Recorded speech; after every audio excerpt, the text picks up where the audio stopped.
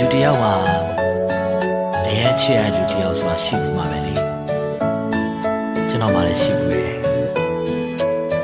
ကျွန်တော်သူ့ကြောင့်ဒါရီလေးတစ်ခုရေးထားတယ်သူ့နာမည်ကနှင်းတယ်ကျွန်တော်ချစ်တဲ့ကောင်မလေးနာမည်ကနှင်းပါသူနဲ့ကျွန်တော်နဲ့ခင်မင်မှုတငယ်ချင်းရင်းချစိတ်တူချင်းသာခင်မင်ပေါင်းသင်းလာရင်းကွာသူနဲ့ကျွန်တော်နဲ့ခင်လာခဲ့တာအခုဆို10နှစ်တွင်းမှာ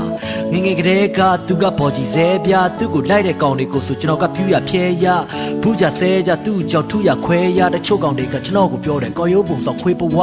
အေးဟာသူတို့ပြောသလိုများဖြစ်နေပြီလားဒီလိုမျိုးတော့သူကပြောတယ်နေငါလည်းလုတ်ပြန်ပြီဟာလုတ်ကြစီကပြောနေတဲ့သူတွေကဟုတ်မှန်ကြီးစရာဒီလိုမျိုးတွေသူကပြောတော့လုတ်ခဲ့တဲ့များကကြုတ်မှန်သည်ပြလက်မထောင်နေထားနဲ့မင်းပေးမှနေသွားမဲ့အချို့တွေကစေပါတဲ့ပြောလဲငါမချေပခဲ့အေးစေးပါနေထားမမဲ့မင်းနဲ့တူပဲတကားမဲ့အောင်ယေရှုကတည်ထားတဲ့လက်ထဲကပတ်စံ9000ဖျားမှလှူတာမွေးကလာ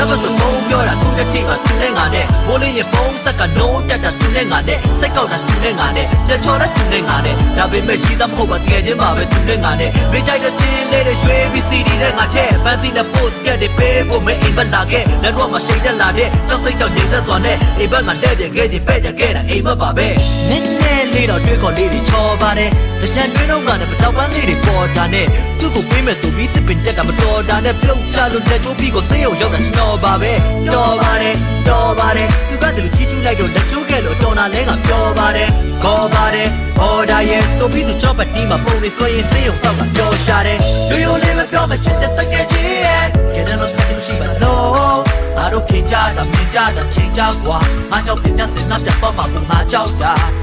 ဒီတိုင်းပဲယူမမေကိုငါလေးရင်လေးပဲမင်းနာမဝဲတဲ့လိတ်ကတော့မင်းကိုပြောလဲမပြောရဲခဲ့တာနဲ့စိတ်ကူးလေးနဲ့ပဲချစ်မယ်ကြီးရဲ့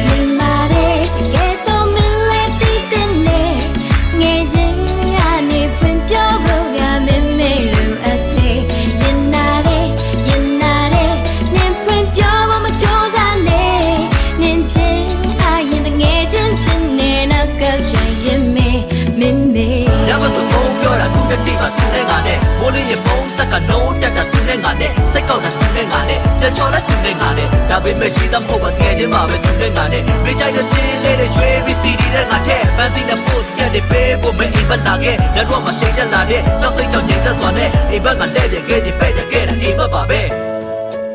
အဲ့ဒီလိုနဲ့သူ့ကိုကျွန်တော်ချစ်တယ်လို့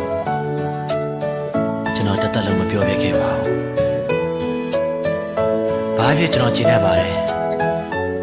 အခုဆိုရင်ကျွန်တော်တကယ်ချင်းလဲသူချစ်တဲ့သူနဲ့သူ့ဘဝလေးနဲ့သူပြောနေပြီငါနဲ့အမြဲတမ်းသတိရနေမှာပါနေလဲ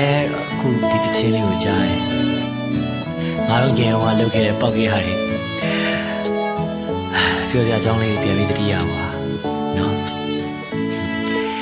ထာဝရတကယ်ချင်းမတကယ်ချင်း